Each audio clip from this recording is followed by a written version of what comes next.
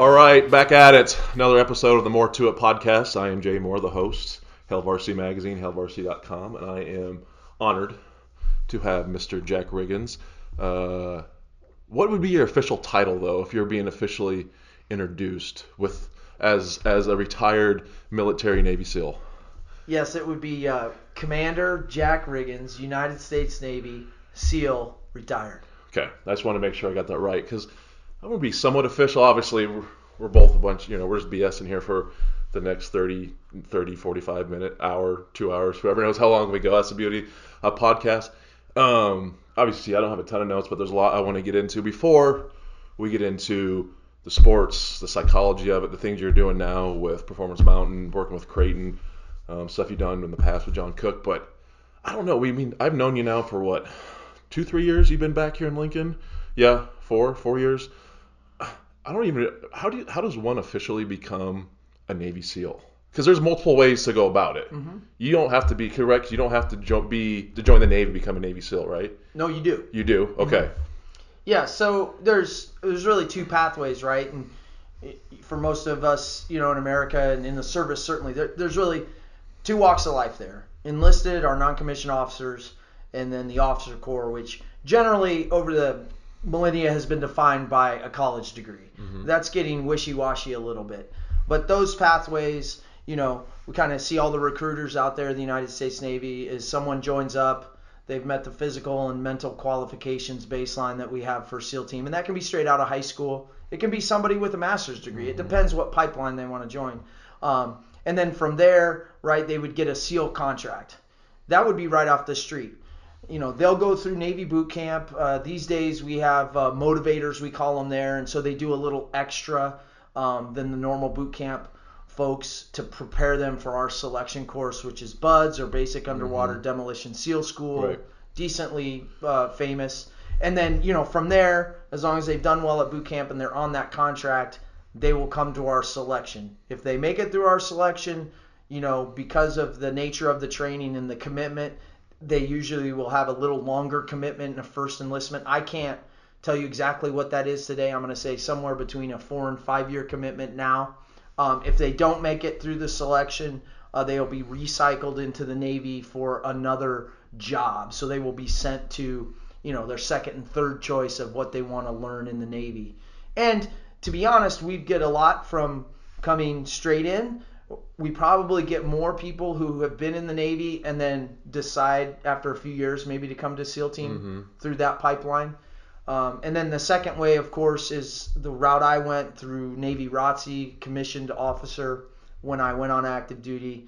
And really there's 3 routes there. There's the United States Naval Academy, the ROTCs throughout the nation. They're at private and public universities. And then the smallest one is what we call OCS. So these are people that later, in their 20s or whatever, decide, hey, I don't enjoy my job. I'm going to join the Navy. I have all the credentials. I'm going to become an officer. And all the jobs for the officer corps are available to them as well. So as you go through ROTC in my case, you hopefully do well. Everything's competitive, grades, physical fitness. If you want to be a SEAL, you've got to be top. And there's some summer cruises, we call it, where you go out to the fleet, and in the case of wanting to be a SEAL, you go to kind of a pre-selection, right? And so you're there for a few weeks and you kind of get a taste, and then you either kind of get a recommendation to come back or don't come back to a degree. But in the end, before our senior years, like almost everything in the service, they ask you what your top 3 wants or jobs are, and then you either get selected or you don't. But then at the same time, then as an officer, I go to San Diego where I meet with the enlisted guys, and we all go through the SEAL training or selection BUDS together through that pipeline. And that's very unique. There's very few courses in the United States military where the officers and the enlisted men go through the exact same selection to be part of a unit. Interesting. Because I knew there was more than one way to get there. Another thing I've never asked you, we've been on the golf course many, many times. We always get on different topics. To be able to go and make it through the BUDS, and it takes a special person mentality to perform at that elite level for that amount of time to make it through. Is it? I know everyone's different, but it just amazes me because whether you're a professional athlete, what you did, being a Navy SEAL, someone always has a chip on the shoulder, an edge, an axe to grind. What helped you get through that? Because it's not easy. Like Right. what point did you have to prove? I guess in my mind to last, because what is the success rate of? You 200 some people in that Bud's class. It's about 17 to 20% make it through. Right. Right. Right. It But varies a little, and right. It may have changed lately, but it generally stays. Yeah, that. but you hear some people, I'm super competitive. Yeah, to some, but that. I've seen the videos. Like it Right. takes, you got to be. Yeah. You got to have something deep inside you to make it through. Like.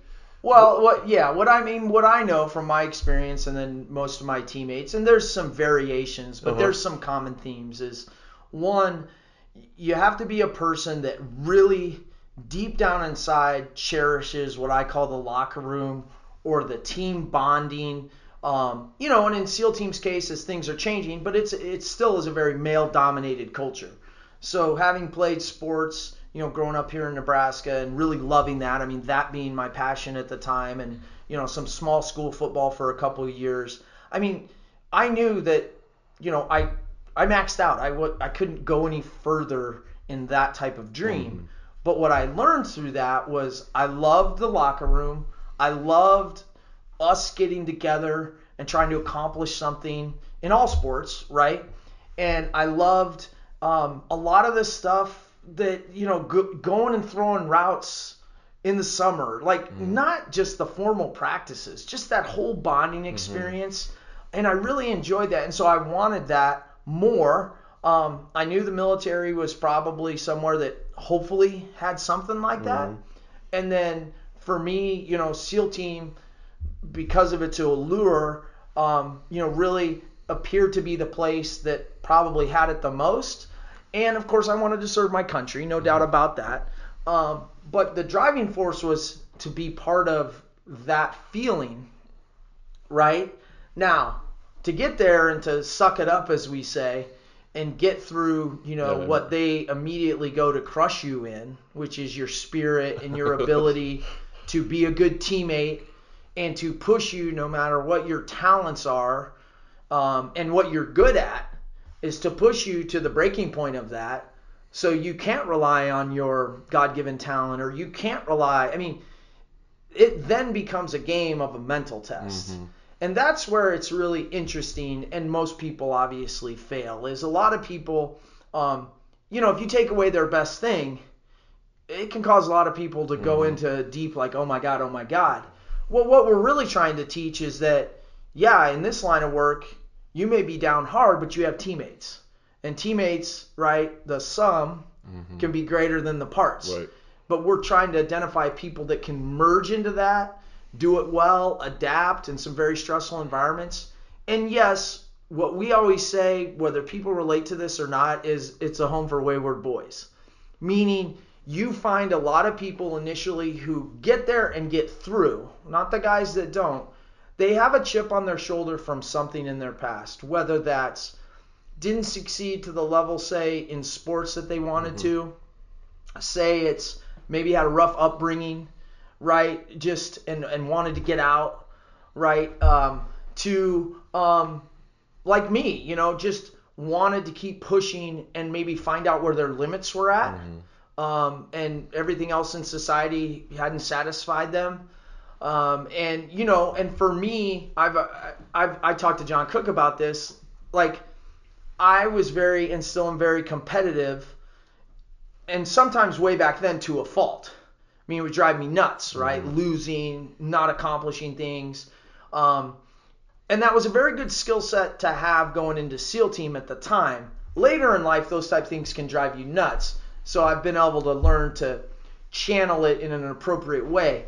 But you have to have a dying desire to basically be willing to die, potentially, to be in that unit. And if you think grass is greener, or you have somewhere else to go in life, you will probably go. You have to You have to basically say, single-minded focus, this is what I'm doing, come hell or high water. Certainly you can't listen to the noise. And then guess what? As the weeks go on, people start going away, and you start finding those clusters of guys that are like that. Did you find strength when people started bailing, and you're like, I'm still good? Of course you do. And because I always found that too, like when you're in workouts, and obviously what we did in college and working out in teens, but you see guys struggling, and but like, ooh, your competitive spirit kicks Absolutely. in, like, oh, this dude was supposed to be a badass coming in, and he's struggling right now, it's I'm killing it, and you almost get a little more energy to make it through whatever that hour, that 30 minutes, that whatever that how many reps or whatever. I'm trying to think of the right military word. You're right. Whatever. But we would call it an evolution. There you go. Yeah, whatever evolution that is. Yeah. And make no mistake about it, like it's Darwinian. Mm-hmm. There's some really deep-seated human dynamics going on in that training to get the raw potential we want. And of course, I mean, now there's guys that you gel with, and just that bond helps you through. Mm-hmm. I mean, in some ways they force it by giving us a swim buddy in everything we do, and you can't be more than 6 inches away from him. But then what if your swim buddy quits? Right. Which happened to me, like a totally, you have multiple ones. Mm-hmm. And so it weeds down. But yeah, there are personalities that, like we had a guy that, think about this. The scandal is out there, but we had a guy that rode with U.S. Postal Service, with Lance Armstrong. Think about that. His cardiovascular and VO2 max, world class. Right. Now, he probably had about 3-4% body fat. Mm-hmm. So when you put him in cold water in the immersion Pacific, for a while, he's going to start chilling and turning blue and hyping out a little bit. Right. But I mean, for all intents and purposes, I mean, that guy to me at that time, being a kid from Nebraska, was like a god, an Olympian. Mm-hmm. And 3-4 weeks later, he's just like, yeah, I'm out of here. And you kind of get a boost of like, wow, that was a U.S. Postal Service guy. Or, and this is terrible because there are guys that are elite athletes. Football, we'll take it because you know that. And, some come over and they do really well. And some come over and don't do really well. And one of the things that stinks, but it's just the way it is if you're a name, I mean, you're going to get targeted hard because they're going to go, well, you've proven yourself in this field, but this is a new game. And so, if you had somebody like that, like I would have loved to seen, I mean, I don't know, but I believe like a Pat Tillman attitude.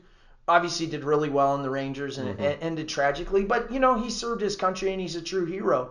I think a guy like him, even though he had a name, I think he would have done well in our program because he had the right attitude, right? And that's what you find out is that SEAL team is really about never quit, attitude, and sometimes moving 1 inch is good enough. And that drives a lot of people nuts. Were you guys competitive with the Rangers? Everybody's competitive with everybody. Oh, those guys are a bunch of pussies. I will tell you this, though. Everybody has dirt on everybody. And it doesn't matter what service. I would say for us, for the most part, well, it's definitely like the Rangers and the Green Berets, this friction, healthy, decently. There's a deeper initial respect between the Marine Corps and SEAL team and their special ops. There's more of a brotherhood there. But I will say, while service rivalry will never end, and certainly within the special ops community, the war, though, created a healthy respect because if you think about my time, there wasn't really any conflicts. And so when there's no conflicts and the boys can't go out and play, you're going to bicker and you're going to talk crap. But when you get on the battlefield with them, you're all wearing the same patch. We all have our unique specialities that we need, the country needs, the world. And so there becomes a healthy respect, but there will always be massive shit talking. Right. And it got to the point initially in the war when people met up that it was like the Wild Wild West. Like if me and you were sitting here and you were a Ranger and I was a SEAL, and we had to brief somebody, we'd be like, like, you play for the Patriots, I play over here. And then next week you're on the same team, and you're like, you're my man. You're right. Love it. And that's great. That was a lot of fun. How close were you ever to ringing the bell? I wasn't. You weren't? Never. I was just curious if you were and what got you, there's something that happened to got you over that hump. Yeah, no, so I won't name his name because nobody would know him anyway, but there was somebody from the Naval Academy that I just didn't. I met him in the pre-camp, so my junior year of college, and he just, to me, was not my type of dude. He was like a pussy. That's how I felt about him. He would go on to have a great SEAL career, but he was a class ahead of me. And so he was going through the real, like, hard part of the training, Hell Week, and then you go from a white shirt to a brown shirt. Mm-hmm. And so, there's kind of initially this little pecking order. There's 3 classes going through at once. So anyway, he had made it through that, and, I was just going through the grind now. And I specifically remember the day before Hell Week, because you're scared. I mean, you're nervous. I remember being on the Coronado Bridge and, whether you want to call it a faith thing, a God thing, or just a confidence thing. I remember being up on that bridge, and it was just, like, beautiful. Or I may have been driving in to start Hell Week, because it starts on a Sunday. And I just thought of that kid in his brown shirt, and I was like, if that guy can do it, like, there's no way I'm not going to do it. And right. I had this sense of confidence that then really helped me, just on that single-minded focus. The other one is this: if I start overthinking things, my dad had been in the service in the Korea War and the Vietnam War. And, I would talk to him for guidance. And it sounds silly, right? But I actually train people to do this. He just said, if you start overthinking, just think about the instructors who were trying to get you out. Like, f*** them and feed them cheese. Like, that's what he told me. Right. And I use that saying over and over. And, because that's what the instructors are there to do. And what ends up happening is once you weed down to the core class, they're still trying to get you out. But what happens is this adversarial relationship between the class who's bonding versus the instructors. Mm-hmm. Like, you can't beat us. Right? You can't beat us. Mm-hmm. And then that's exactly what they want, is you to form up into a team and do that. But for me, water, I struggled a little bit in the water because I overthought some things. And so I never thought about quitting, never even entered my mind. But I did think I was going to fail performance role. Like, I failed a underwater swim test, which was just classic, like when you overthink anything, whether it's your golf swing or shooting a basketball, same type dynamic. I just was obsessed thinking, well, what if I was in the future, and I'd never, like back at Nebraska, back in the day, I could easily do like 200 yards underwater. Right? I mean, it's not even a big deal. Mm-hmm. And this was like a quarter of that. The only difference is, they make you do a bunch of push-ups and, burpees before, and then you jump. And the water's probably 40-some degrees. Yeah, and you jump in, you have to do a somersault, which kind of makes your breath a little weird, and then you do it. And it was so funny. Like, I jumped in, I did the somersault, and my mind snapped. I was like, I'm fucked. And I swam like 10 meters. And then I went in the loser pool because pays to be a winner in SEAL team. Right. So there's always a winner, there's always a loser. So I went, it was the first time ever, then probably 12 weeks into training, I was in the loser pool. And I'm like, oh, God. And, all my buddies are on the other side. Right. And so then we have a little, like, lunch break because they do feed you. And they're like, Ricky, what happened? And I am in a full-blown, like, I can't go back to Nebraska. Oh, my God. And I've never failed this before. And my buddy was like, gave me the best piece of advice and probably started me down the track of how mentality can really help you. And he goes, I just told him, I go, I'm overthinking it, like I'm in my own head. And he goes, hey, man, I just sing underwater in my head. I was like, what? And he was a former Marine recon, so he had a lot of experience. He's probably 30 years old. And he said, yeah, he goes, whenever I get stressed down there, he goes, I just start singing in my head whatever song I want. And he goes, then I'm not. And I was like, yeah, I did it. And I jumped in the pool. I didn't really know any songs. I thought he was really hokey. And I did the Star Spangled Banner. And to this day, if I get stressed in things, I'll hum or I'll do those things just to get my mind off of negative thoughts. But that was the only time. And that was honestly one evolution other than my Hawaiian brother in a buddy test. Was very methodical and slow. He was a twin in our class. Great kids. Men now. And you had a timeline on passing equipment, doing all this stuff, and he would be down there so zenned out. And we did the test, and we're like 2 seconds over. We come up, we go get beat, we're in the loser pool again. I'm like, come on, bro. His name was Brendan, and he's like, oh, Shaka brother, don't worry about it. And so we go down the next time, we were like now 2 seconds over, and it's 3 and you're out. And I was like, come on, bro. Right. And by this time, this is late in training, and I'm like, we've gone so far. He's like, okay, I'll speed it up. And we could do the skill. Right. He was just so methodically slow. And, right. and when he's doing his thing, you're on a breath hold. Right. And so you can't speed it up. You're just like. So that was about it. But, in the end, I think guys, if they go to something like that, and probably like you, if your goal is just to make the Nebraska football team, you're probably not going to be a very successful player. Mm-hmm. If your goal is just to go through buds because you want to be you want to say that, you're not going to be a success. You probably won't even make it through the training. So your goal has to be, to be on a team and to go out there and kick ass and what's on the next ridgeline. This is just the little mountain I have to climb to get to the next ridgeline.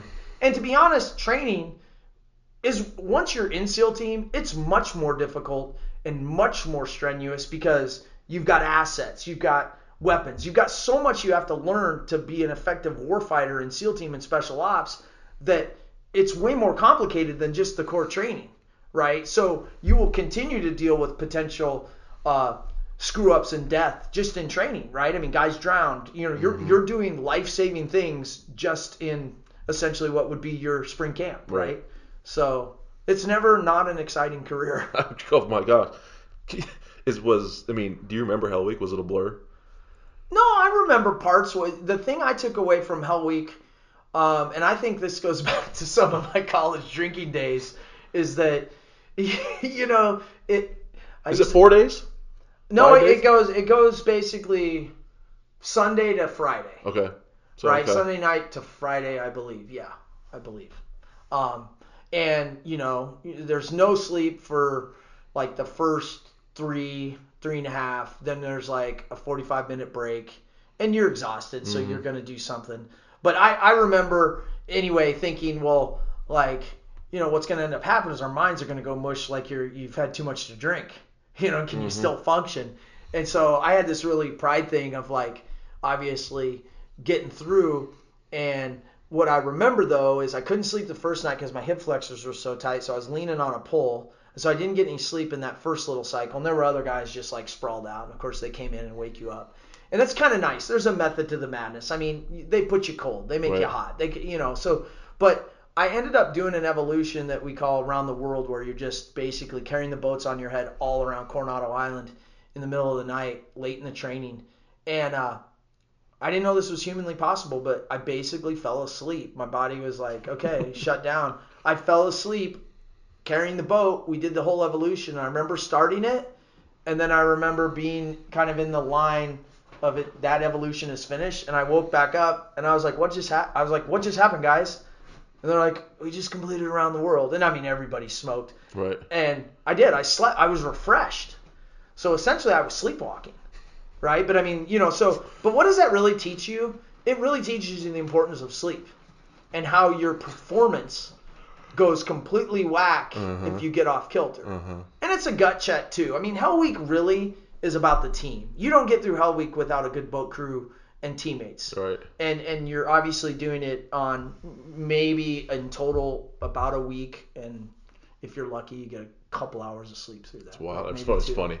We're doing workouts and you're doing your grinds of your main conditioning runs, which have been, nothing for you guys, but we as big guys that are 260, 270, 280, 300 pounds, you'd have to run like 15 cut 200 so down, and they mess with your break, and we'd always like, the ongoing joke is, oh, dude, you'll pass out before you die. Right. So, like, you'll be fine. Like, you'll pass out. Your body will shut down. Like, you're not going to – you feel like you're going to die, but you'll pass out before you die. And that's the mentality you have to have. And that's – SEAL training teaches. I mean, you see guys pass out. You see them hype out, and they put a silver bullet in their butt to totally see if they're, like, going to die. But they're not going to die. But even that is visually. Like, I've seen guys hyping out. The corpsmen come in. They need to put the silver bullet in there, check your core temp. But that'll cause guys to quit. Like, guys will watch that and they're like, "I'm out of here," oh my god. Yeah. And then the rest of us knuckle draggers, you're just like, "Oh no, don't worry, just push yourself, do what they say, keep moving forward. If something goes wrong, they'll revive you." I mean, there were guys that drowned and they revived them. Now there's been guys that drowned and they didn't revive them.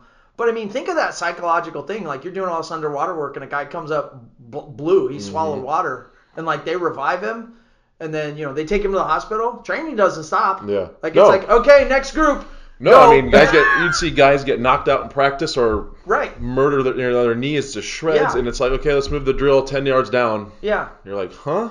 Yeah. Well, guys, I mean, there's been some guys, whether it's on my podcast or just talking, and everybody's different, but they're like, well, I don't like or how do you feel about comparing what you did to like sports and stuff like that or war? And I'm like, well, of course it doesn't exactly relate, but there are, and that's why I think I get along with a lot of football guys. I mean, I was a former one. I'm proud of that at my level, but it's like the process to get there, the team bonding, the practices, the grind, the things you're describing, those are all in SEAL team. That is the job. So there is this relation to, like you said, a guy blows out his knee, you cart him off, next play. And I mean, and that goes on in training. And so SEAL team's a lot like that. And there's probably a lot of people, as I recall it now, that would see those traumatic things and they were done. Yeah. Like that was the mental break that caused them to go ring the bell. And it was interesting. The only time I was disappointed is my swim buddy, who was a good kid. He reminded me of my cousin, and we had a great relationship. We were doing really well. I don't know. Like 2 days into Hell Week, we got in the water, and he just you lock arms, the whole class, and we're down there, and he just looks at me. He was an enlisted guy, and he goes, "Mr. Riggins," he goes, "See you later. I'm out of here." And I was like, what? And I thought for a second, like, should I say anything? But I mean, I was cold and miserable, so I just linked arms with the next guy to get warm, and he just walked up there and he was done. I've never seen the kid again. Holy smokes! What? It's always because once you get to your class or you become your team, everyone has their strengths. What was your strength? What did you do really? I mean, you said your swimming wasn't your best, but like, what was you knew like, okay, Jack's going to do this because he does this really well. Yeah, I mean, I feel like, I mean, I don't know exactly, but what I was confident in is, and I think I got it from playing sports and being a quarterback or being a point guard on a basketball team, is I really cherished the team. And so I really worked hard, and this is more of a leadership thing, but I worked hard to be the leader that was required at the time, to be open to adjusting styles and making sure the team or the group, whatever I had, was the best it could be with its individual strengths, right? So I really focused hard on trying to be the best leader I could be, and to not just be satisfied with that, but judge my leadership based on team performance and individuals within that, right? That responsibility. I took that very serious, and I think it served me well in my career because I had a lot of good teams. We stayed out of trouble. We got our job done. I mean, believe it or not everybody accomplishes the missions, but we did. And to me, that was the measuring stick, right? Not about me, but about how we do it. And so I got a lot of that from how do you compete in sports. I mean, if you're not the most talented team, you have to try to get a competitive advantage another way. And one way is chemistry, and one way is understanding roles. So that would be kind of the leadership, at least where I tried. Technically and tactically, if you will, I mean, I always tried to be, as we test everything, I always tried to be like in the 75th percentile, because I felt as a leader like I needed to work hard on all those things to gain the respect, not be, as we call it, the dive weight, because you're a leader. But there's some things you're not going to be. 50% would be the threshold. Like I would be very disappointed in my self-performance if in anything we did, when I looked at the crew, if I was down at 50%. So I stayed in there, but I was good at, individual skills. I was an individual breacher, but as an officer, having that background doesn't, generally you're not going to be putting the charges on the door to blow things up. You have guys that do that. But I was good at it. I understood it, and it allowed me to maneuver the force, I guess maybe to audible, right? And then the other thing was I also was an airstrike guy, called in aircraft, JTAC, and I was really good at that. So, and again, I take that back to the training, but also what I enjoyed about sports was, warfare is, you can think of warfare like football maybe in a way is 2D, like this, right? But then if you add the pass in there, maybe it's 3D a little bit. Well, warfare, right, is 2D terrain, then it's aircraft, and there's multiple level, and there may even be satellites. So to lead out there in those dynamic situations, you have to have the ability at times to focus here, but you have to have this big picture spatial orientation, or essentially you can turn your own force on itself and shoot it, right? And that that takes training. It takes the ability to see things and to picture them in space and time in order to make decisions. And I felt like I had some knack for that. And, and part of that was my role. But other than that, I mean, I've always said, I mean, I felt like a walk-on at SEAL team. I mean, there were guys that, were great at things. There were guys that, made the standard. I just felt, you need to be in the upper 75 in everything. And I felt, for the most part, I hit that standard. But then again, I was getting paid to be a leader. Mm-hmm. I was getting paid to, at times, understand the rules of engagement, to understand things that many people probably don't associate with us, and to take care of the guys, to maybe take pressure off of them because what they're doing is hard, mm-hmm. and decisions they have to make, so taking some of that out of that stress. And I think you pay attention to those things if you're going to do it right.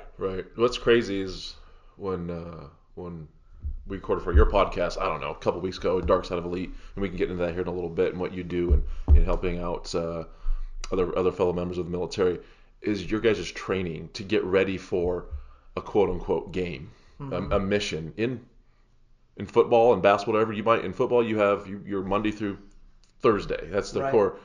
And I was because you said like you'd be on the road for 275 days out the year. I'm like, doing what? He's like, preparing for a mission. Yeah. And that's, I'm like, holy shit. Like, you guys, I mean, that's what you have to do to make sure. That's why you guys are the best of the best, is because you pay. I mean, there is every T is crossed, every I is dotted. Yeah.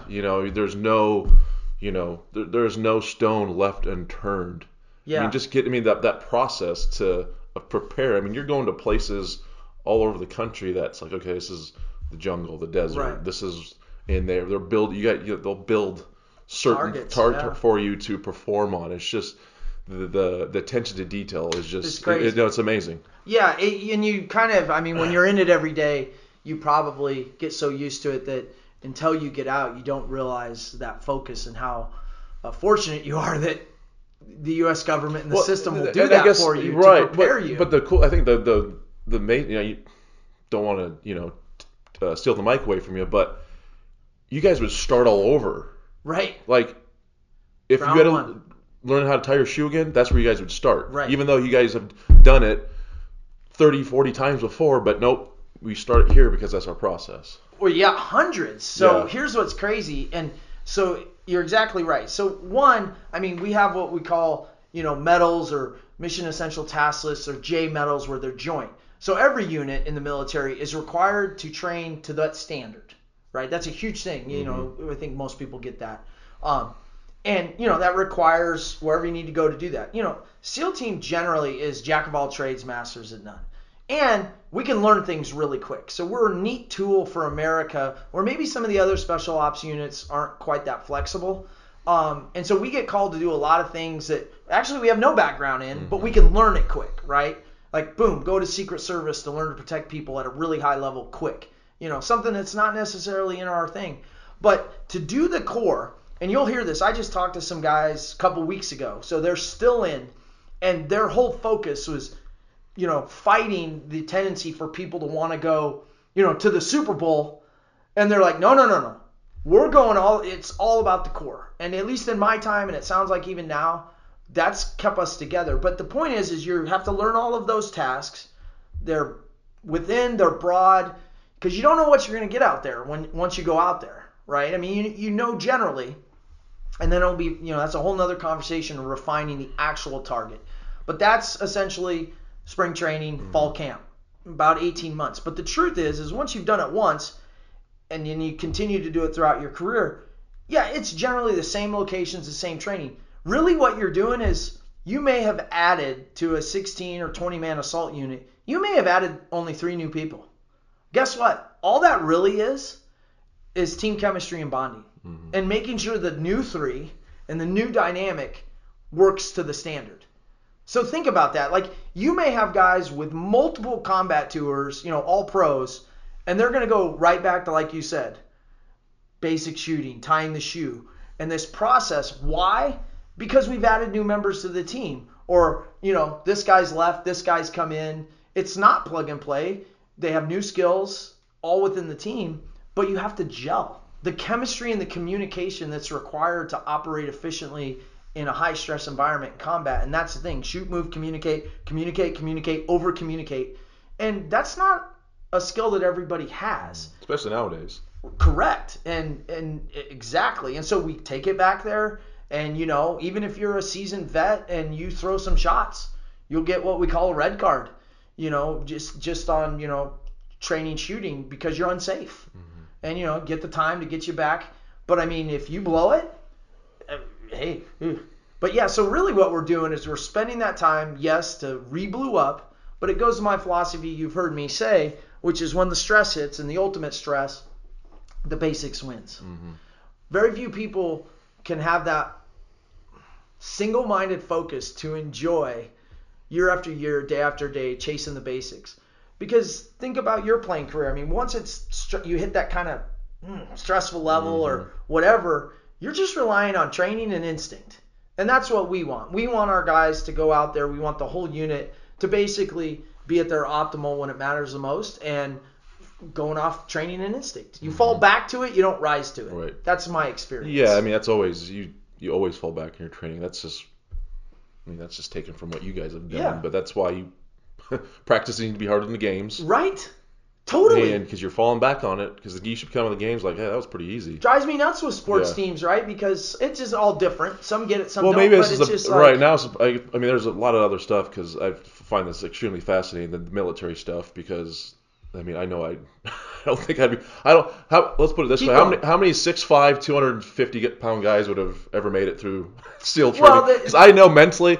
I mean, I've said it on the podcast. I was a bitch when I got to Nebraska. I told myself, I was so soft. I thought I was one of the biggest, baddest dudes to walk in there. Oh my gosh, I was so soft. So I know I would ring the bell. Well, no, really early. But it's possible. But I will say this: it's possible. But I lived through it, and what my experience has said is, number one, I do believe with focus and the right guidance or mentor, we can get a lot of people through that training that maybe don't think they can and be great SEALs. I really do believe that. Mentorship's a huge part of it. The hard part in America, right, from Nebraska, you're from Nebraska. Where do you find a mentor to help you get prepared for the rigors of SEAL team? Right? It's very difficult. It's easier today with social media and everything to find somebody. But, certainly a guy like you with your skill sets and natural, you're a big man. And some of those will work against you, but again, it would different. There's no doubt if we, instead of training for football, if we said from 16 to 22, we're going to make you the best cardio freak we can, and, instead of explosive power, right, we're going to, body weight and more reps, and, we're going to max it out. The problem, guys like you, we have some big guys in SEAL team. Usually what happens is they come in at 18 and they hit growth spurts over the next 4 years. They're late bloomers. And so they end up being big. And then, of course, we have guys that love to hit the weights once we kind of have the freedom to keep ourselves in operational shape. And you're always, as I like to say, you're always talking to the meatheads right. and going, okay, listen, you can't get that big. Right. And part of it is literally fitting in things. You'd be really hard-pressed to be in a submarine hatch. I mean, we could do it, but one man. Where we'd want to put you can get basically 3 of me in for 1 of you. Suh came out and gave a tour one time. I have pictures of him in the Humvee. He can't even do it. You couldn't even do it. You're too tall and big. Right. And so there's some of those limitations, but in the end of the day, I mean, you've got to have a mentor. And do the right things. For me, I had to spend 3 years training a different way, and I was a small school athlete. You know what I mean? So, but if I hadn't done that, I know for a fact, just on a physical, I wouldn't be ready. Well, you brought up Suh, and I know we're both huge golf guys, but if I remember correctly, I think you told me this. Weren't you in San Diego when Tiger was going through his whole this experimentation? Yes. Which at the time we didn't know that Tiger had this deep. I didn't. Yeah. But he was very common down there. And SEAL team, I was told, and like everything I say, take it with a grain of salt. I was told SEAL team and Buds is the most visited place in the Navy. I had no clue. But, I mean, there's a lot of delegations that come through, political, people from D.C., and they're celebrities. They want to see it. They want to watch it. They've had years where they let people watch, like, at least the breakout of Hell Week. I think they kind of locked that down. Yeah. And these days we've tightened it up a little bit. But the point is there is a PR part, which I wasn't a part of, but the Navy, there's a part of PR to let people know. Certainly our lawmakers and things like that, to understand things about the force, because we're like anybody else, believe it or not, in the military. You're fighting for dollar bills. I mean, do we build another aircraft carrier, or do we give SEAL team more money, because we project the war on terrorism might go on for a while? So there's always a little bit of that. But certainly you did get sports guys, which makes, natural. And guys naturally would have relationships with Chargers. You'd see some things like that.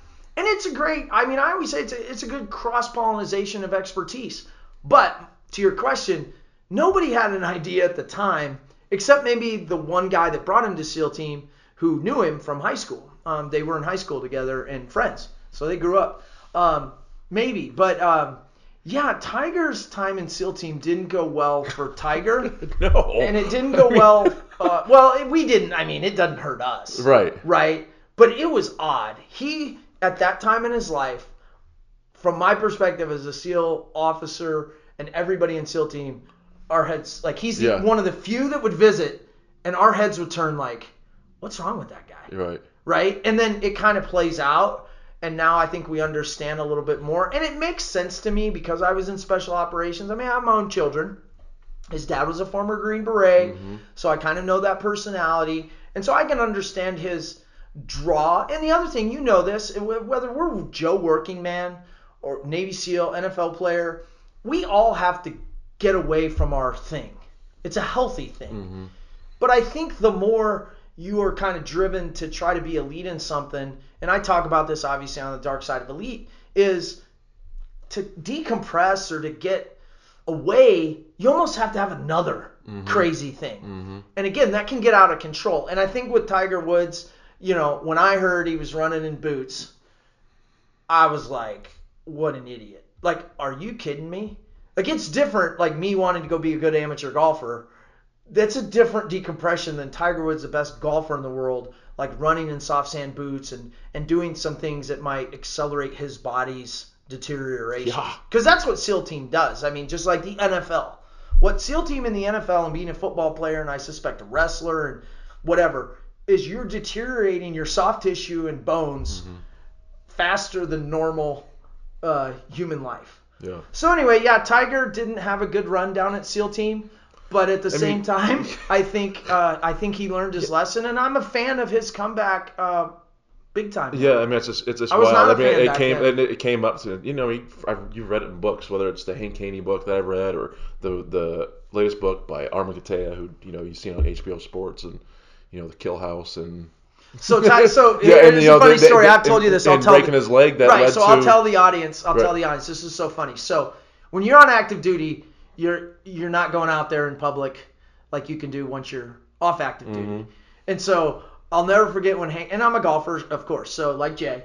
So when Hank Haney's book came out, I just remember like being in the team hut. All of us on the West Coast that knew the Tiger deal coming to visit SEAL team. His book came out, and then the fighting that occurred in the golf industry about Hank Haney's book, and we're all sitting there giving those looks like, well, I could just go on TV and tell you some things.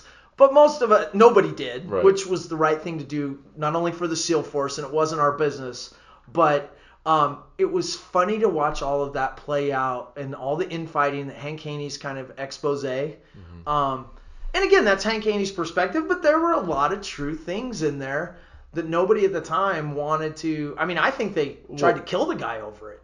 Yeah. Meaning, like I'll call it maybe the Tiger PR camp and just the golf industry.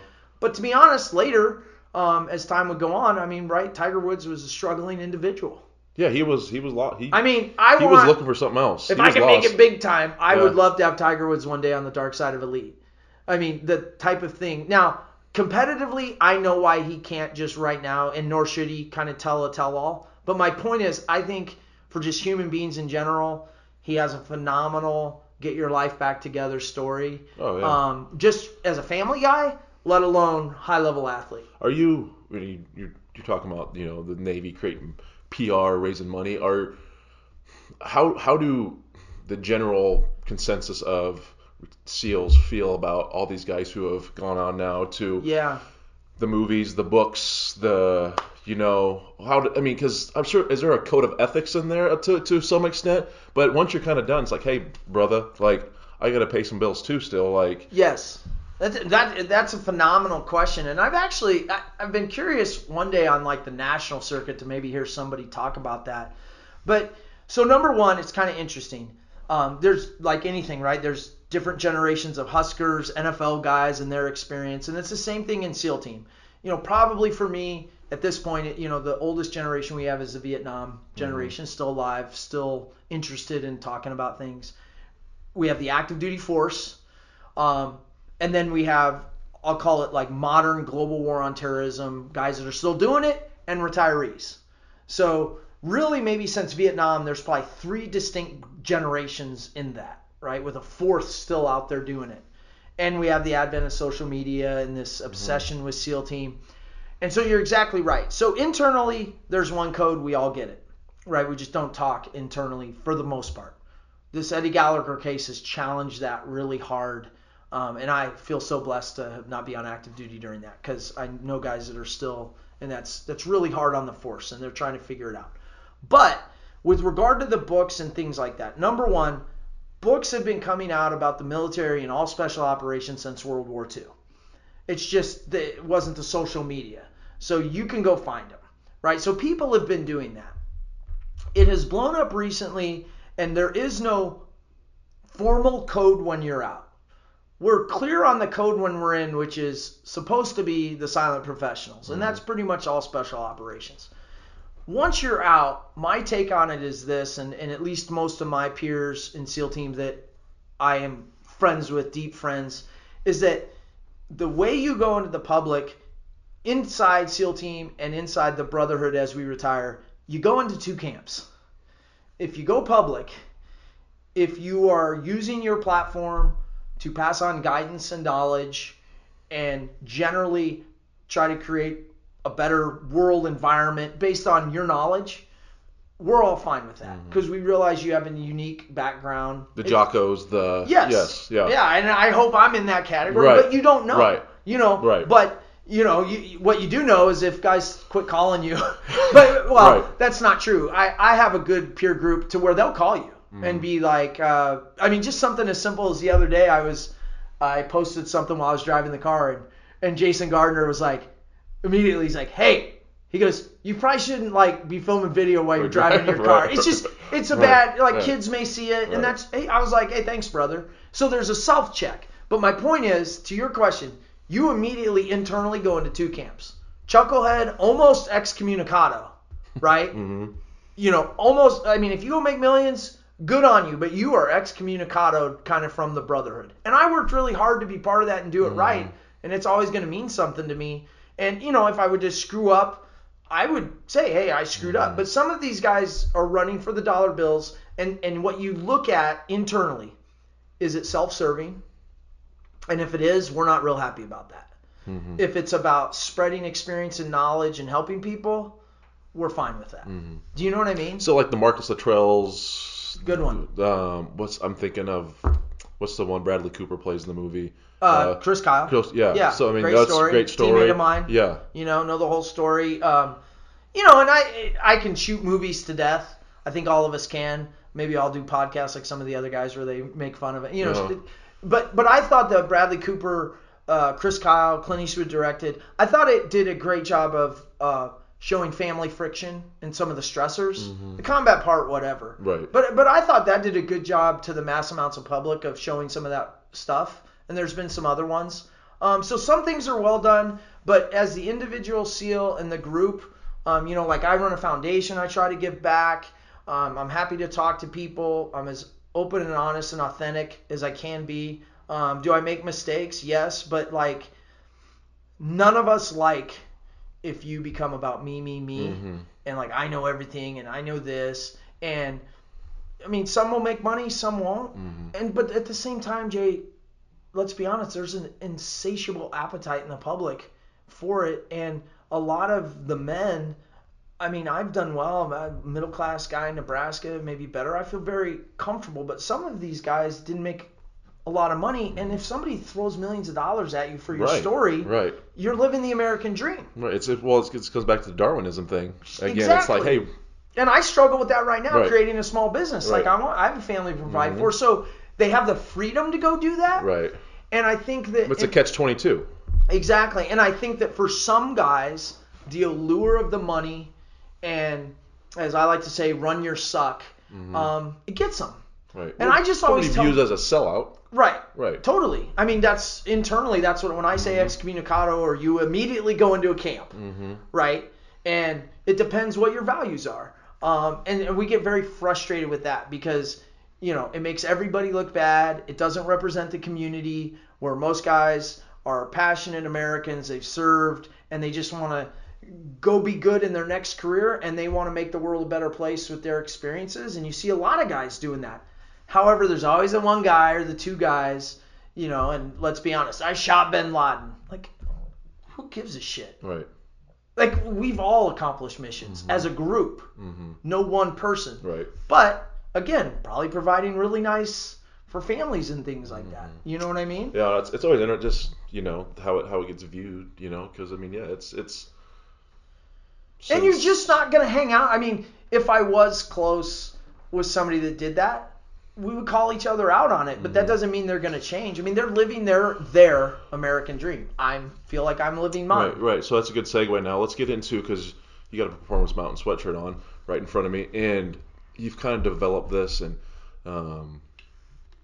you're explaining your relationship and how you enjoy helping people, not whether they're former military getting over their PTSD issues and just struggles of life, but you also enjoy helping big time coaches and programs get over these hurdles and trying to communicate and embrace the team aspect. And you've done it. I mean, you've worked with John Cook, and you still work with John Cook.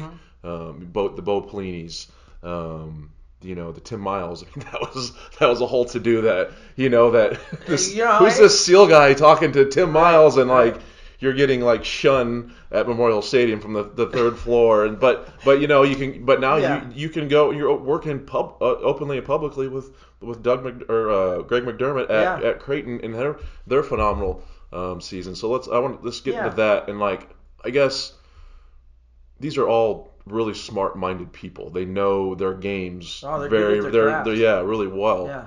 What is the most common thing they ask you to help them with? Yeah, great question. I think like anybody, again, coach, business person, SEAL, you know, we're always striving, if you have that mindset, to get better. Even if you've already had success, right? Good leaders, good teams, they're never satisfied. So they want to climb that next thing. They want to get over that hurdle. And I think what I've found is, just like in SEAL team, eventually you get to a point where whatever your internal knowledge or staff is, you kind of hit a wall. And you don't exactly know. You might have tidbits. And so you reach out. Now, what I will say is I've found with coaches is that they've got to work awful hard to get wherever they're at. And so most of them have a system. And it's been successful thus far, and they've adapted a little bit. But now all of a sudden, now it's not working.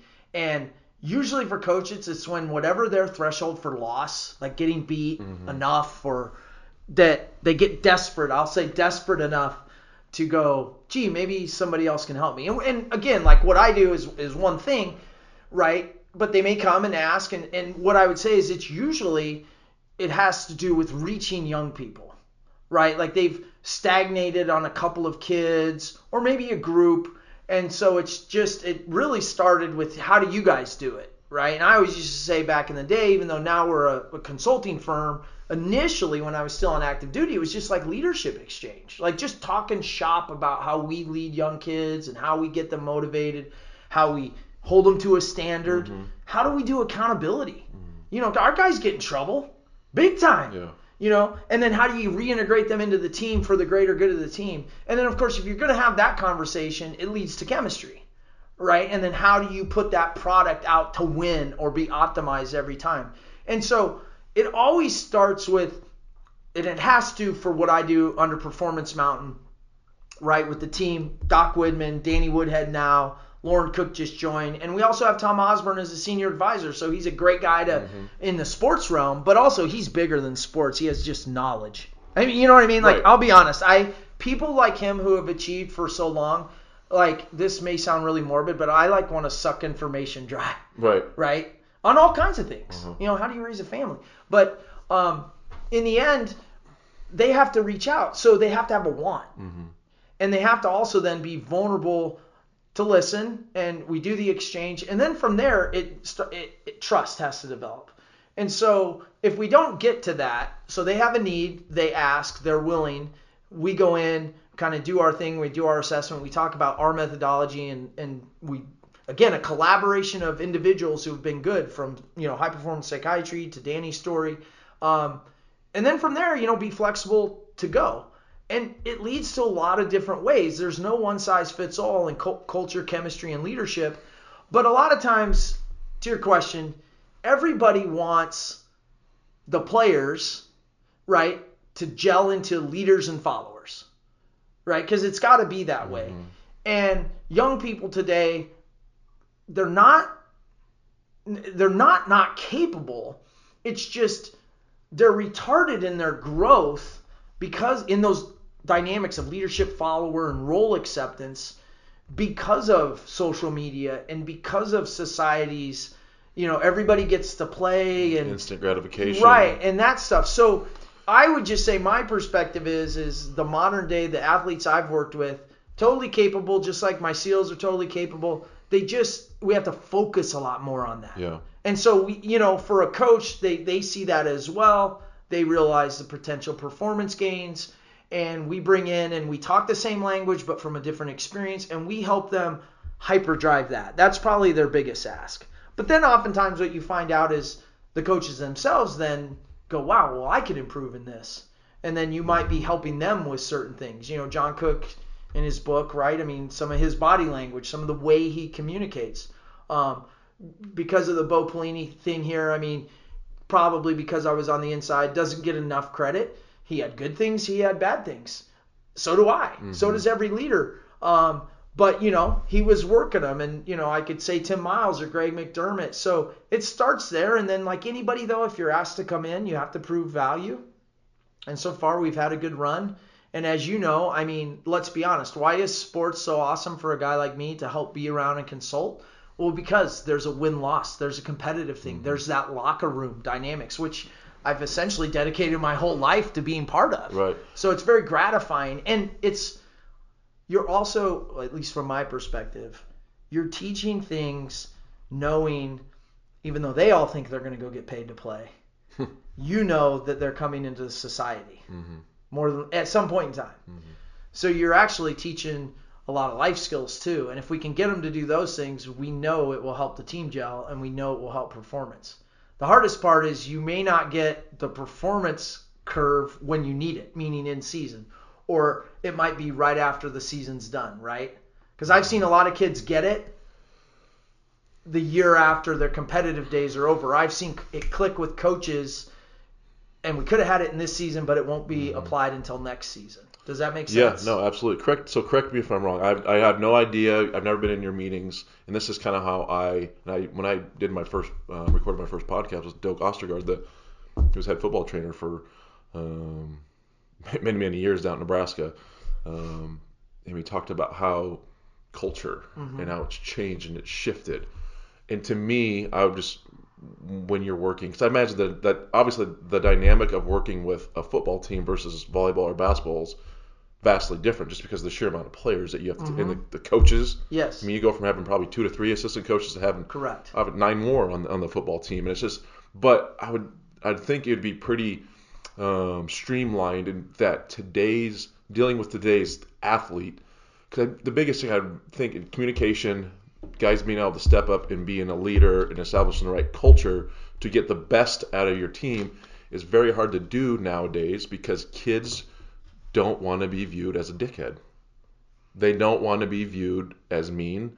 They don't, because their whole life, oh, you can't talk like that. You can't say those Sure. things. You can't, because I mean, Doak tells a story of if you were hurt back in the 90s in the D-line room, you carried around a little pumpkin with a water bottle, and they called Sure. you Little Pumpkin. Yeah. So you know what? You fought through some injuries because Right. you didn't want to be Right. want to be called Little Pumpkin. Those don't happen anymore because like Correct. you're like, oh my God, that's a lawsuit. That's a whatever. Sure. Or because Mhm. to me, but that's just the biggest thing of where we're at and why some I don't know if that's the Alabama or the Clemsons or the the elite program, but to me it'd be getting over that hurdle of you don't have to be mean, but voicing your opinion, but also with the teammates being able to accept the pure, Correct. accepting the pure, I don't want to say harshness, but accepting that voice and like, no, I'm not trying to be mean. I'm Right. helping you. I want to help you. I care. Right. And the biggest thing is if you should be concerned when they stop talking to you because they've given up. Right. And I just think that's hard because, oh, he doesn't like me. He hates me. He's mean to me. And that's Yeah. to me, that'd be the Well, biggest issue so- that you might deal with. Right. So the way I would describe that, because you hear that, right? You hear that with every team, doesn't matter what team it is, group. So back then, right, what you're describing is a tool of leadership, followership, a dynamic. What you're really doing when you break that down into the science of it is you're trying to change behavior, right? You're trying to use, in this case, the pumpkin, the shaming, Right. to say, hey, man, we need you. I mean, ultimately, whether that's the individual players doing that, whether that's the staff, the adults, tools. That was a tool. As times change, for better or worse, and this is where we got to be careful in leadership if we judge, right? Because, let's be honest, you really don't have a control over a lot of that. Because we all know if coaches had control, they'd say, hey, play multiple sports. I don't want to recruit you until your senior year. Yet, because of society, they're down in the 7th grade recruiting, which has now made their job harder, right?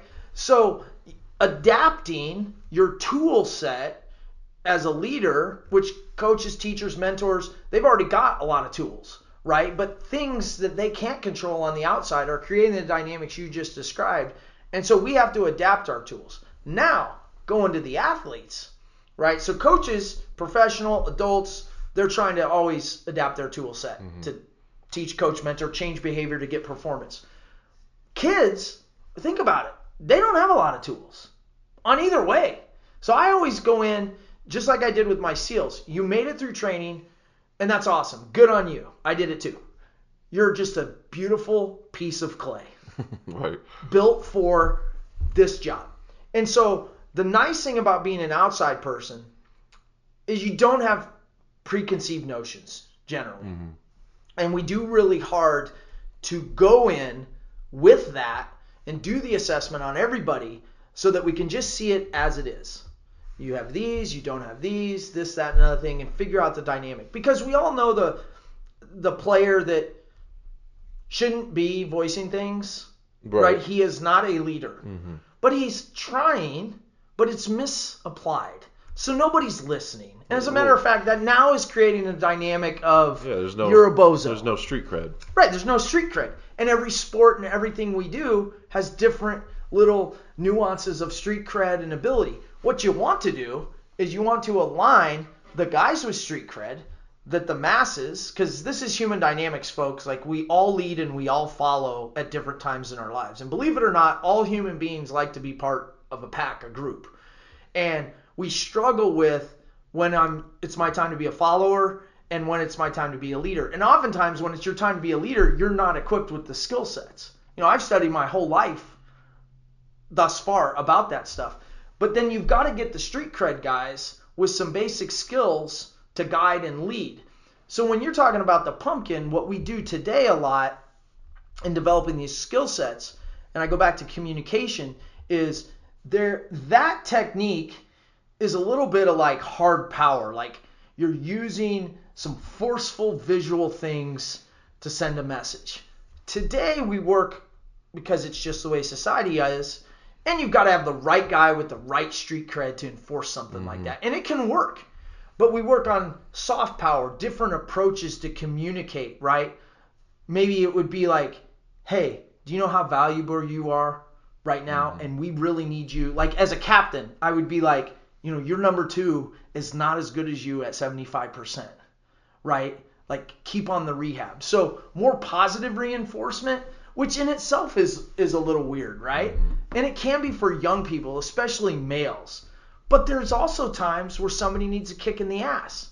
And that can be the one, as you're describing, where younger people either usually misappropriate it, it's the wrong guy doing those type things, or are afraid to do it because they're afraid what's the blowback. So we focus a lot on something from the military, which is what I call the hot wash, which is like right after practice, right after a thing, creating the culture where everybody can give their opinion of it, which is what we used to do right after operations. And it's good, the bad, the ugly. Like, we've got to drop the ego. You've got to tell me what you saw. You got to tell me what you saw. If you're pissed off about it, I need you to tell me that right now, and we're going to solve it. We'll stay here and get this solved because we don't want to carry that to the next practice. We're always trying to adapt and learn.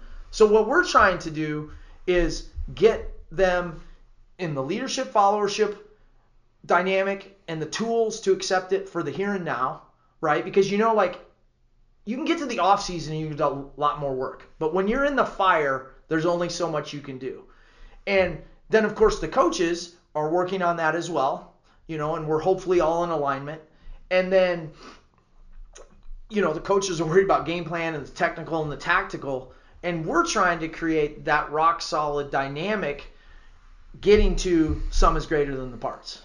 And that can be a lot of work with some kids. But ultimately, if you can find the right core of guys, and this is a whole SEAL team thing, is the men will go as the leaders go. So what you really do is people think, you have to work on everybody.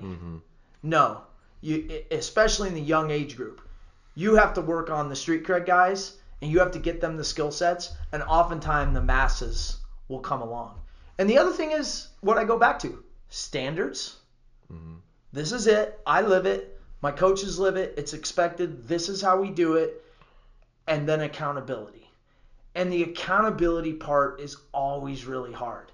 It's hard for young leaders in charge of people to do it and hold people accountable to make that change. And then it's really hard then for young college athletes to do that, right? And that's where I feel like we as Performance Mountain are having some success, is that we're able to give the player leaders enough skill sets to deal with those things real time and what I call group leadership. I haven't even found one. I would say, well, no, not even at Creighton right now. I haven't found the old single team leader. It's more you got to have a group. And I don't have a problem with that, right? I don't have a problem with it because there's so many different dynamics. Let's be honest, if you and I had to go change a behavior or an adjustment in one of our friends in anything, if you and I go and we're on the same page, we have a higher chance of success than just if we did it individually. So you spend a lot of time working and understanding whatever it is the standard in that culture. And sometimes you have to help create that, right? You have to go, is that realistic? And a lot of times, sometimes we get off track. But I would say the biggest thing is that everybody in a sports team and the coaches have a standard. They developed it. It's realistic. And then get everybody going towards it and holding people accountable. Because you don't want to be a Division I athlete, the majority of them, unless you've paid some price, and you don't want to put in all that work to be mediocre. You want to be good. And so once you see that there's some other ways to do it, it catches like wildfire. Does that make sense? No, it does makes total sense. How does the phrase leader by example fit with you guys? To me, leader by example is the quiet kid that works his ass off, does Yeah. everything right. Yeah. You say, but he's not gonna. Right. If someone's not doing the thing, he's probably he doesn't really say what something should be said. In my experience, I've kind of been, we'll call it on the consulting and advising with sports teams, almost about 10 years now, to a degree. Some years it's been more involved than others, but at least observing. And that has been actually, in a good way and a bad way, kind of the modern standard. The leader has been, I lead by example. So that's a great quality. And like in SEAL team, you need to have that, right? And if you screw it up, you got to get it fixed. So as I say in leadership, you have to have that, right? But you're going to make dumb mistakes and screw up your street cred at times, and then you've got to go back and you've got to admit that and you've got to fix it. The problem in group dynamics, and go back to football is dynamic, sports is dynamic, combat's dynamic. Remember what I said: shoot, move, communicate, over communicate. If our guys can't communicate because they're focused on their gun, we take their gun away from them and give them a stick.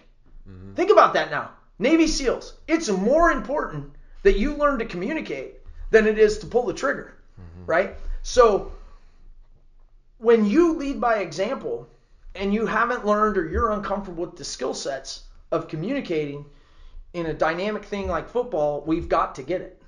We've got to get some of it, because a lead by example is great, and a lot of kids look up to that, but there's still things, because you've probably developed some street cred, that you need to learn.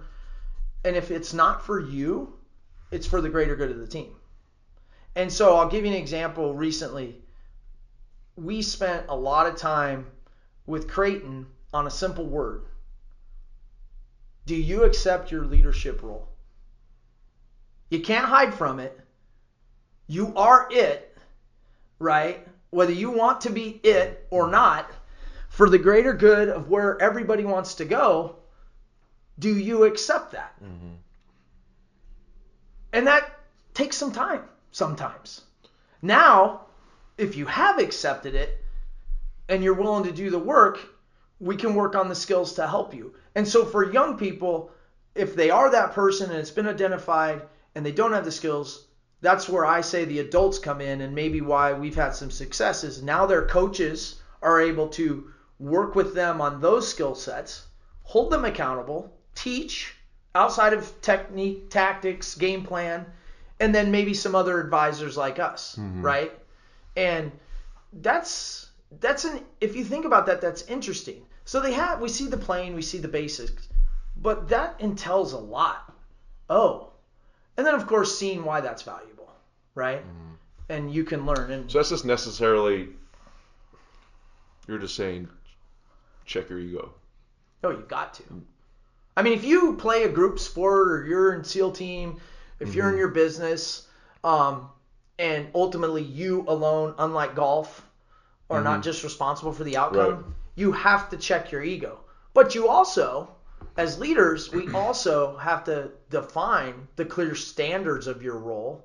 We are responsible for ensuring you know your role and then training you up to that standard. And then not unfortunately, like I said, it's a big piece. We have to be willing to hold people accountable, not shit can them, not throw them away, but train them to a point. And if they're not willing to do the work, after a point, you got to get rid of them. And there's, unfortunately, in sports and that whole, it starts with the recruiting. I can't watch it. It drives me nuts. It drives me bonkers too. Yeah. I mean, I get it. It's a big business, but it's sickening. It might be a big business. It doesn't help anybody win. No. It's counter to where they're going, which is a team dynamic. Right? And so it's almost like, okay, you got here, start over. Right? Group dynamic now, winning, kicking ass going forward. And so, and that screws it up. Now you've got a lot of work on the front end to deprogram that to now fit in, and where do I do? But kids carry that forward. Well, that's where I go back to. It's like, he gets there. He was super nice to me, said all these good things, but now I'm here. My coach doesn't like me. These players, everyone's mean. I want to leave because I don't feel like I'm appreciated like I was when I got here. Exactly. So they've come in, and this is what I tell everybody. They've come in with a counter idea, mental picture of what you and everybody wants them to be. An ego. Oh, absolutely. And as big as Texas. As big as it's ridiculous. I just know, it's one of the things of why I know I could never be a full-time coach, and I respect the hell out of what they do in the hours. But it's just not in SEAL team. You found SEAL team. We didn't go out and give you. So I just can't stand the pandering and stuff. And in a way, it's good, because then I can come in and my team, and we just look at you for what you are and where you fit to this greater picture. And I think that's also a struggle coaches obviously are dealing with. But you have to deprogram that. You have to get it right. And there's a lot of things I know, like the military. What I just know is that you've got to be hard. It's just a standard. Always come in hard as a leader, and you can back off once everybody proves themselves. Yep. Otherwise, you lose control really quick. And I think that that's just probably a hard balance. But you have a lot of tools to help you. And I will always say, I mean, I've been around both programs, and you had said this earlier, it sparked something in my mind. Football's hard. It's hard. Because you have head coach and adult staff, and that's a lot of people. And the head coach has to manage that. And he has to get that all on the same page. And then those people are responsible for groups of kids. And obviously you want everybody going in the same direction. But that in itself is a big organization with people are watching. But then the kids. So I've always said, love to take on the challenge. But for me, football is the hardest sport to get rowing in the same direction. No doubt about it. Just because of the sheer number of what's going on and also the fanfare on the outside. But it's a great challenge, and I think that's why it's very rewarding for the people like you and everybody that's kind of in that profession. Well, it's just there's so many moving parts. Yeah, and I don't think people appreciate that because they just kind of see it on that's why I think Saturday or Sunday. Right. But you mentioned you come in hard, and that's why Saban's always been so successful. Why he's been so well. The guy is a hard ass, and he has his standards, and it's never wavered since he's got there day one. Yeah. And I mean, I'm sure some guys are like this. They leave their cussing his name to. I'm sure. But he gets at him that's why he's the best. Yeah, and I think that I think it's very clear, and it's obviously now very clear for a long. Even though he's losing, he's lost a strength coach. I don't even think he has one assistant on his staff that he brought in with him in 2008, 2009. Yeah. I can't remember when he ever got. But that's just a detriment to his, or not a detriment. That's just how successful he is. People want to pluck him, their coaches, because. Well, they've learned good, and again, he has high standards, and he holds people accountable, and he teaches it, and has guys that teach it, and he's gotten to the level of kind of like a plug and play, and but that's special. Bill Belichick's up there. I think back in the day, T.O. was up there to a degree, and it comes and goes, but I think today we've talked about this. It's just my perspective, but I think. It takes more people today to get, in particular in sports, young people to perform at the high levels than it did 10, 15, 20, 30 years ago. And so coaches are always looking for outside expertise. They're looking for that spark. We just provide our background and we guide. And thus far, it's working. And there's different tools for each team. I mean, you can't have one size fits all in our consulting. And there's times that we don't have the answers, right? But I've always found that if you have enough adults that care about the outcome, meaning we're driving for this process, what in coaches or SEALs or coaches, players, outside experts, you can come up with some pretty good solutions essentially by brainstorming and not having an ego about the problem, right? Just saying, what do you think about that? What do you think about this? Or, this is going on with this kid and I'm struggling with it. And you take a look and you know what I mean? So the collective thinking about the challenges a group has can be very powerful. But I can also see how coaches sometimes, because of the way it is, they get in bunker mentality and they just kind of try to run through a brick wall. And then they're not getting the performance they want. And they're like, ugh, how do we get this? And kids will go as they're led. It's that simple. But this, I mean, the best player-led teams, just like SEAL Team, we didn't need our commanders to tell us what to do. I mean, the champions in anything, it is, in sports, it's player-led. You have to get to player-led to be uber elite.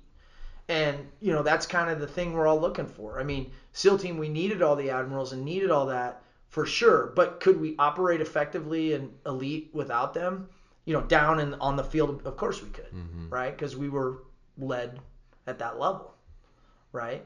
And that, again, goes back to why we train for so long, so that we can be a standalone unit. And I've always said the great teams ought to be able to, that I've worked with, coaches are huge, but my point is they should be able to effectively compete by themselves. You can't expect them to do the game plan and everything. But, the great ones should be able to go out there and compete in their warfare class, right? After all the game plan, everything's been installed. Okay, now we're on the field of battle. Right. And if you're not able to do that, you have some cracks in your armor. Yep. Yeah, no, it's all so simple. Right. But it's so difficult to implement. It just takes the human dynamic of everything is so wild. And so let me give you trying to get it to become a nice piece of music. Right. There's a lot of integral part, and it gives you a greater appreciation for teams that perform at such a high level, because you're like, it is. And nowadays anymore, it's like, it is freaking hard. Right. Well, I'll give you an example, right? It's kind of real. You may know names involved. I won't say the names involved, but I'll give you an example, because everybody knows there's issues in teams. So I was working with a team that has some drug issues. Mm-hmm. Okay. This doesn't have to be like, oh my God, it's all over. But it was like, oh my God, this is huge, catastrophic. And of course it could blow up to something big, but they're young kids, and it's like, okay, we've got to make sure it's not a catastrophic problem. Maybe they need professional help. Maybe they just need accountability. And we're deciding, like, well, how do you attack it and train and go compete, right? And I was like, well, here's the thing. Because we had the same thing in SEAL team. We were drug tested all the time, and, there's issues. And I've talked about that on Darkside of Elite. But it's like, okay, listen, you don't want this cancer growing. Because it can in young kids, right? Losing's a habit. Doing bad things and things that aren't conducive to being a good teammate is a habit. And you want to snuff that crap out. But the point was, it was just like, no, forget about teaching the sport. This is what we're attacking. Like, full court press. And it was like, bring them in, bring them in, bring them in. Like, forget about the sport. Mm-hmm. Like, if we don't solve this, right, I don't care how much talent we get, right? It's just going to be a cancer. And it got to the point where, obviously, you could tell with some kids, you're like, oh my God. Talking weed. Mm-hmm. It's like totally baked, mm-hmm, coming in. And it was just like, boom, in, called on it, tested, put on a program where it's like, you're going to get to the standard. And if you can't, and you fail enough, we'll get you help. If you can admit you need help, we'll get you and we'll help. But we attacked that. And my point is, there was a kid that I have come across, and I've observed him plenty.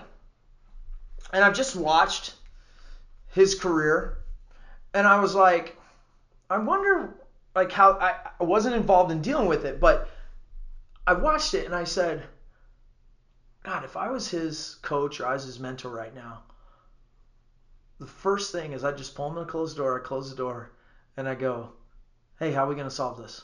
What's really going on? And I know it wasn't addressed, meaning, and it ended badly, but it was so obvious. Mm-hmm. And again, why do I say that? Because culture and team and doing the right things, and in the case of, God, if you're a street cred guy and you're doing that, it can leak through a group quick. Mm-hmm. And sometimes, that has nothing to do with the actual sport, right? But yet all of these coaches and leaders, like in SEAL team, I spent so much time on things like that, managing that and getting it right. And sometimes, guess what? You had to jettison people quickly. Mm-hmm. So there's a lot more than just Saturday and Sunday. Oh God, we all know that. Yeah, very well. Oh yeah, no. In the end of the day, as I always like to say, listen, you don't want the inmates running the asylum. 100%. 100%. All right, brother. I don't know about you. We're recording this just before lunch hour. I'm starving. Yeah, we've been going for almost 85 minutes. Wow. So it's been awesome. So I gotta get to my 3 and out. We'll wrap this up. We'll get my 3 and out with Jack Riggins here. Favorite movie? Top Gun. Top Gun? Okay. Second one's coming out. I know. It looks awesome because they have better footage than the first. I love the whole speed airplanes. Yeah. I've had to give up the motorcycles. Did you ever get to ride one? Like those fighter jets like that? No. So, no, that's the one thing. I'm so pissed that John Cook got to go up with the Blue Angels. So here's a funny story. Because he's pretty tall. Yeah, but they can fit You in there. can I make it work. think it's Knees might be in your... well, I think... I'm talking about big. There's certain jobs you can't do in the Right. Navy. I think it's 6'6". Oh, God. 6'5", 6'6", I Okay. think. Okay. Yeah, there's a height standard because you can't fit in the cockpit. Right. Yeah. No, so I had an opportunity. This is a great story. I got to tell it. Okay. I know we got time. No, you know real. me. We do another pod. We can do another pod. Well, we can keep going. I mean, right, somebody might have to deliver us food. Yeah, I'm listening. Both of our stomachs growling yeah, here. we can call like Jimmy John's. Well, you're just starting your podcast. You have part 2. Right. I've done that with people. No, so I had a guy. Oh God, I think he's still on active duty, so I can't say his name. But this guy's, he'll know it. He's a Wisconsin born and raised dude. Probably 5'5", 120 pounds, 35 maybe wet. Greatest kind of farm, just Midwest, Wisconsin guy. Literally would wear the cheese head and drive me nuts. Oh, God. Yeah, oh yeah. And he loves to drink beer. And funny moments with that. But anyway, he literally saved some lives out there on the battlefield. And, he earned a Silver Star. And that's a big, big combat heroic thing. But he's a good dude.